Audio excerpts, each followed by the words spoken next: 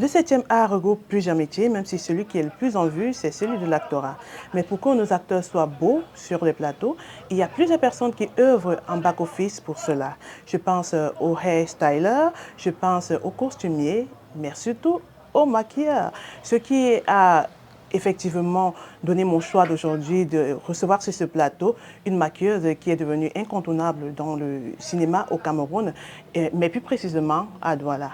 Elle, c'est Rosine Lucienne Kenyé, alias Matéa. Donc, on se retrouve après le jingle.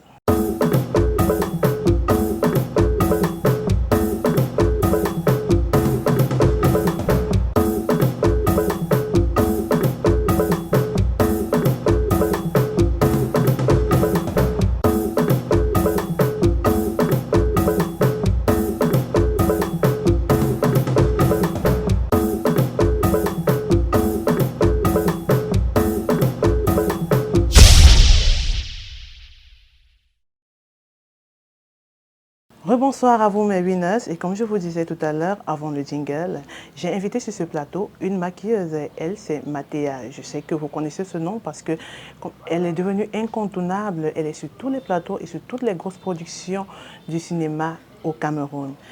Bonsoir Matéa. Bonsoir Winnie. Comment tu vas? Je vais très bien.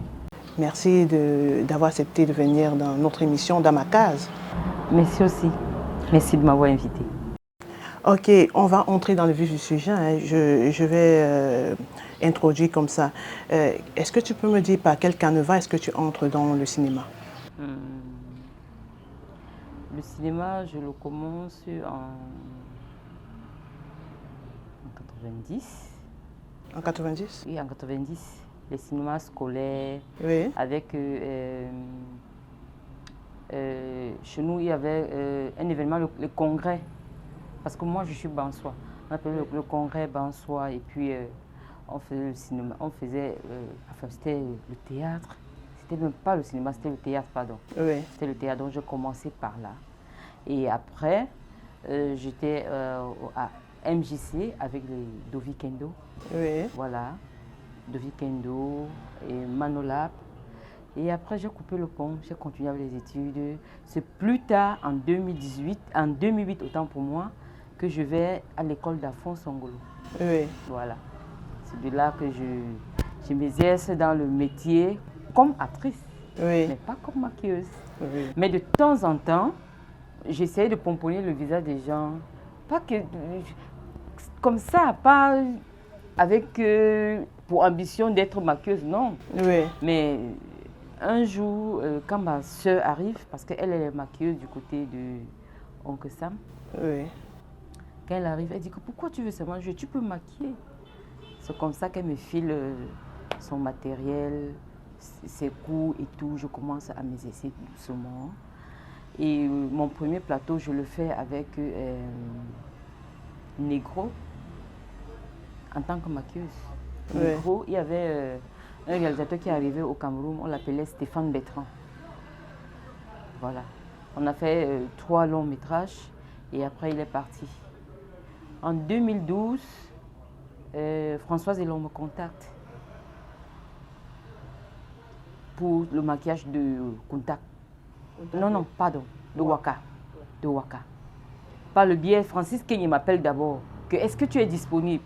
En ce moment, tu sais, je suis d'abord aussi infographe de formation. Ah bon? Je ne savais pas. Voilà.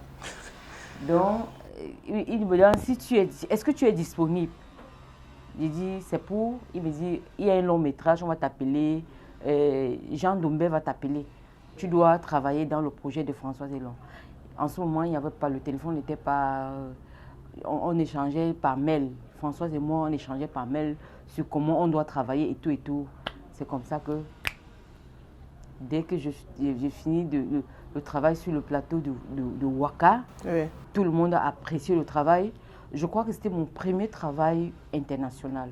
Oui. C'est ce travail, ce plateau où j'ai rencontré des personnes merveilleuses, des personnes qui étaient ouvertes. Je vais parler de papa Edimo. Oui. Le feu papa Edimo Dikovo. Ce papa était ouvert à tous les jeunes. C'est lui qui m'encourage encore. Vas-y, tu fais bien. Et après, là, maintenant, je vais en télé. Net après, le Doux Poney, pour ceux qui le connaissent, il est diffuseur dans une chaîne de télévision. Le Doux Poney me contacte que RTM veut une maquilleuse. Ouais. C'est comme ça que je vais à RTM. Je fais 2 ans là-bas. Entre-temps, je suis sur le plateau avec Chop Chop. Tout le temps, je suis en train de travailler avec Chop Chop. C'est comme ça que... Après La mayonnaise oui, a la pris. mayonnaise, je ne voulais même plus aller en télé. Donc, tellement le plateau était... Oui. Voilà. Mais pour quelqu'un qui débute dans dans l'actorat Ouais. et qui se retrouve dans le maquillage, et depuis un moment, on te voit uniquement. Moi, je t'ai connue en tant que maquilleuse. Je ne savais pas que tu étais aussi bonne actrice parce que j'ai Merci. vu tes projets. Mais entre les deux, quel est celui que tu affectionnes le plus? Bon. Quand je suis comme actrice, je suis très contente. Comme maquilleuse, je suis très contente. Donc, le métier du cinéma, c'est ma passion, c'est ma vie.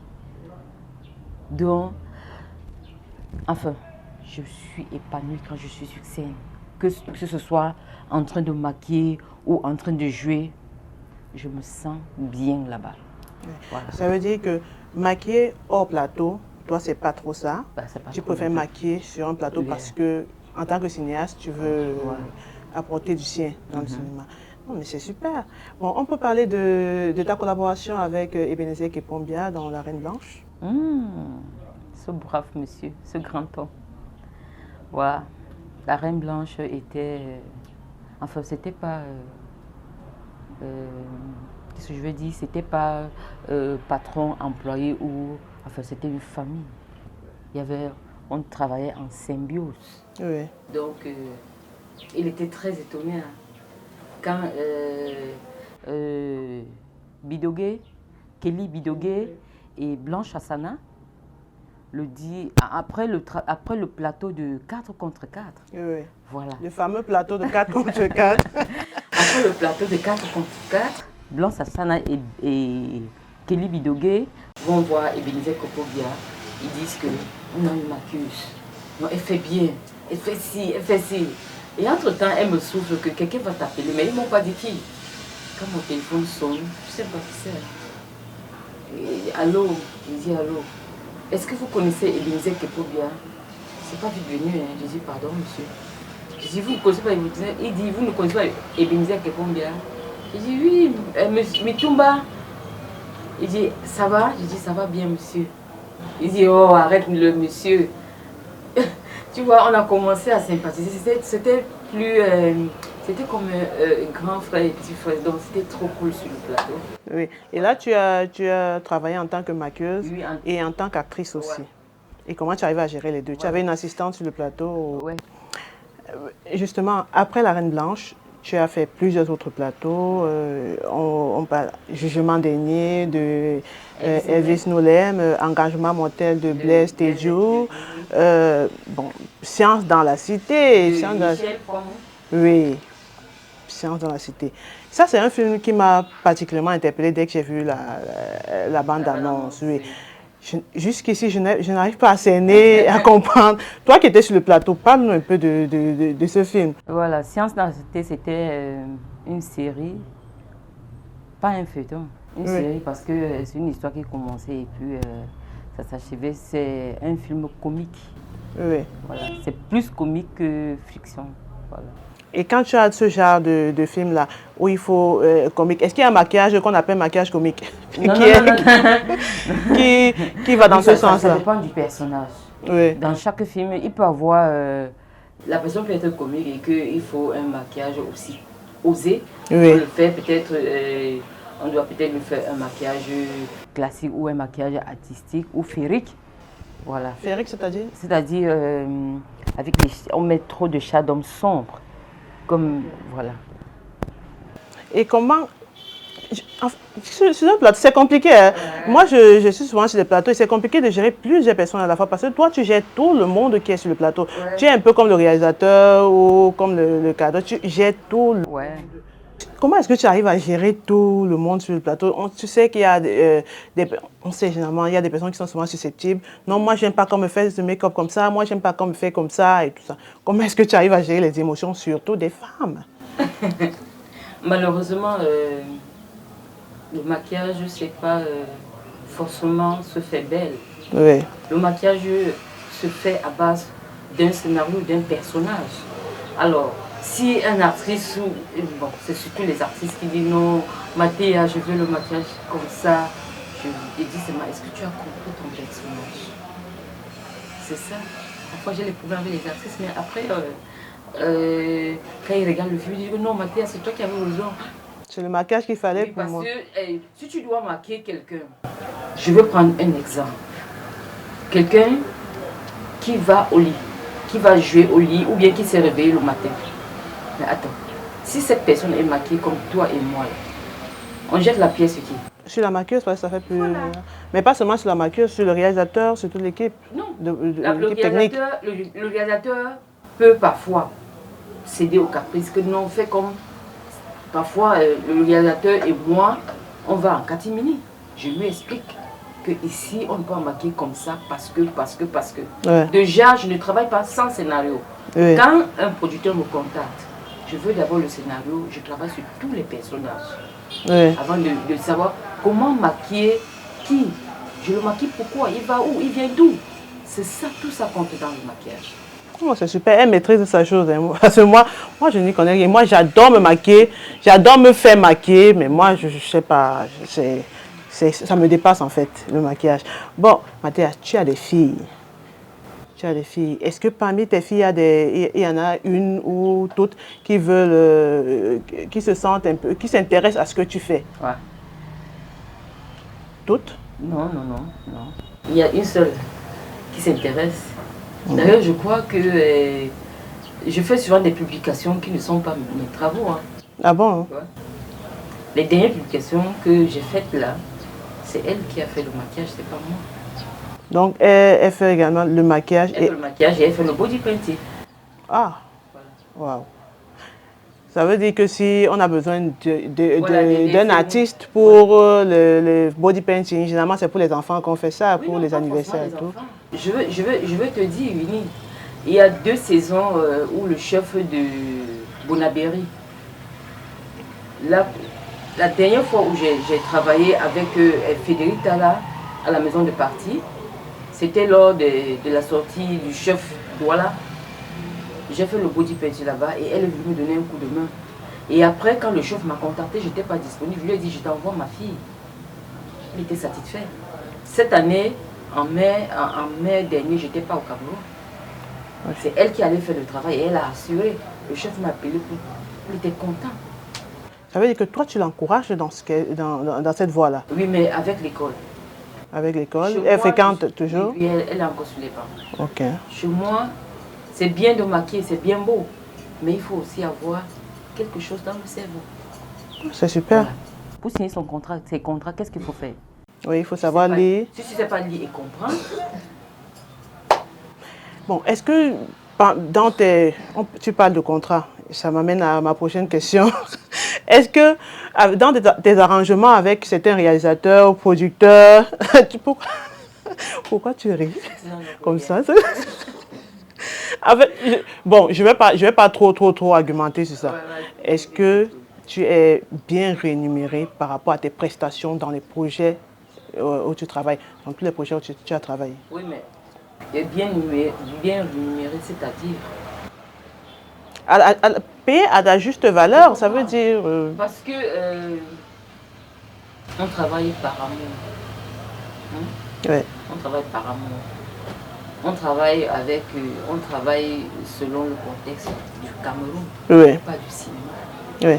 Donc, payer à juste valeur, je crois qu'ils se battent. Mais payer à juste valeur...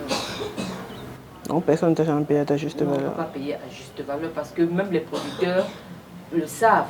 Ils savent que payer à juste valeur, c'est donner tant. Mais comme nous tous, les producteurs, les acteurs, les techniciens, chacun se débrouille, on est obligé de se débrouiller tout ensemble pour construire. Ok. Ça, je vais te poser la dernière question de cette première partie et tu vas me répondre tout simplement. Si on te demandait de choisir, ça veut dire que tu n'as pas choisi entre l'actorat et le maquillage. Qu'est-ce que tu choisirais? Je choisis. Oui. Je choisis le maquillage. Wow. Vous comprenez pourquoi elle est la maquilleuse, l'une des maquilleuses les plus célèbres du Cameroun en ce qui concerne le cinéma. Donc, on va te laisser souffler un peu et on demande aux téléspectateurs de prendre une légère pause et on se retrouve tout juste après cette transition.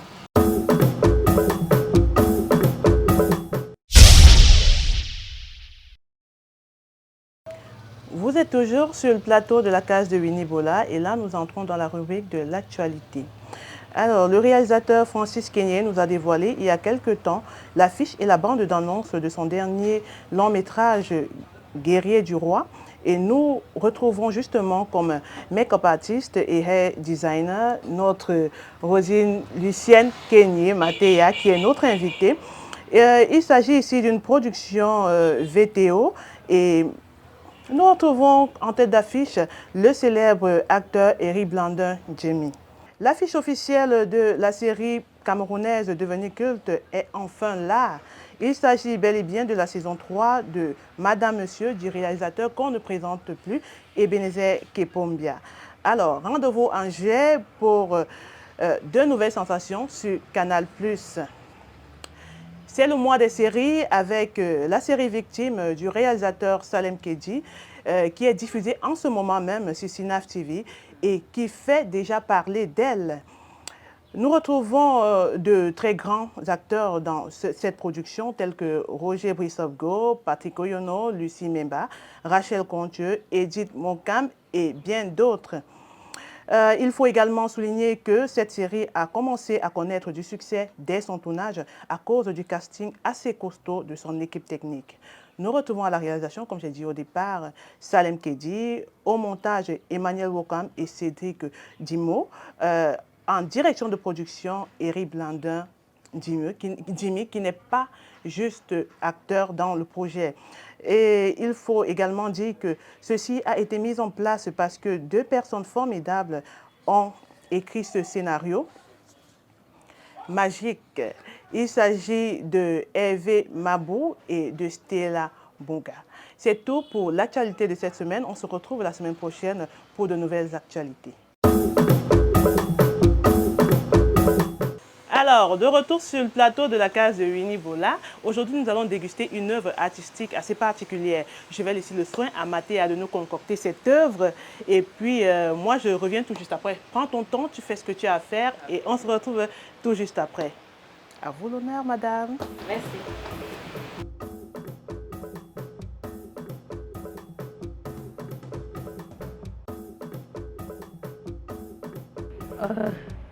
Je suis en train de faire un léger effet spécial.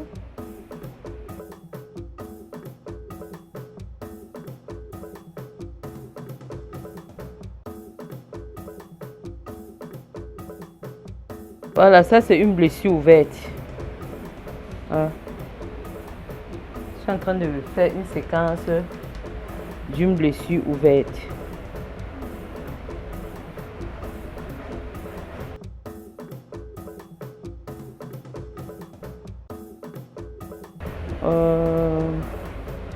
Ça prend en moyenne 5 minutes.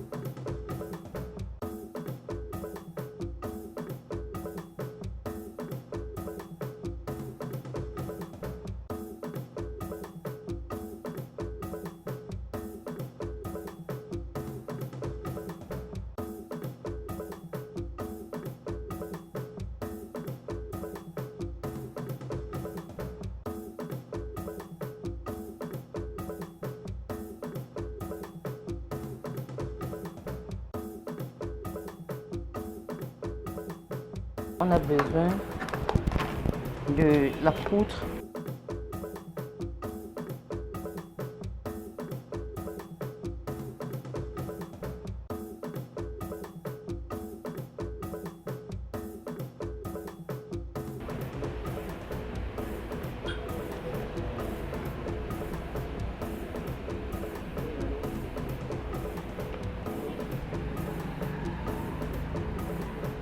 Un peu de regret.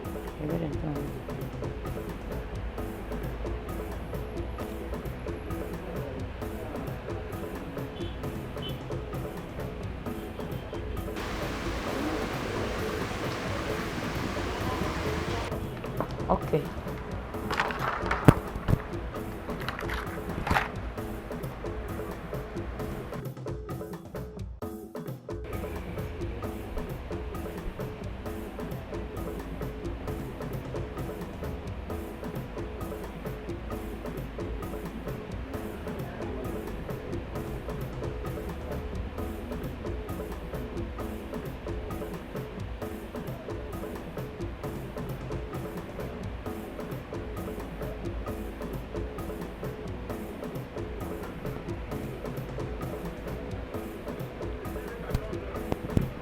Ok.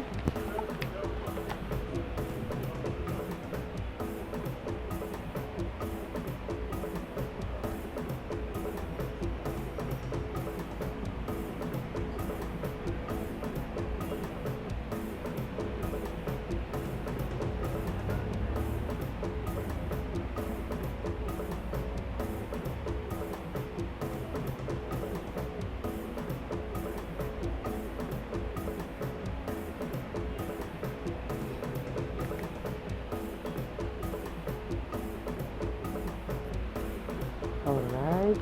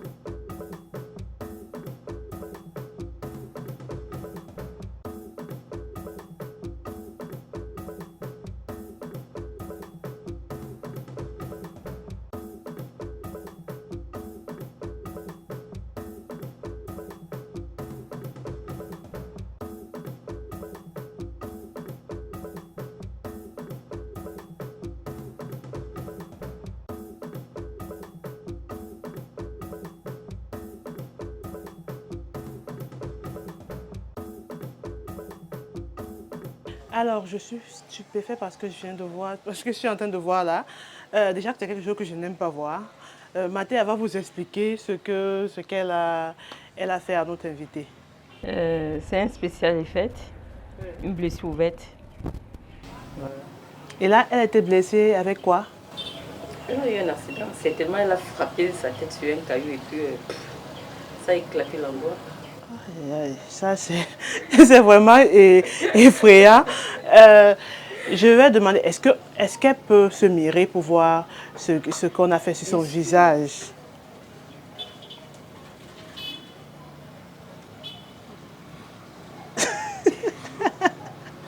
C'est effrayant, n'est-ce pas? Alors, Je tiens à vous rappeler que elle, c'est une fan de l'émission qui a bien voulu, qui a accepté d'être le cobaye de Matéa aujourd'hui. Elle va se présenter et nous dire pourquoi est-ce qu'elle a accepté d'être là aujourd'hui. Alors, je te présente. Bonsoir. D'abord, bonsoir Oui, bonsoir. à toute l'équipe.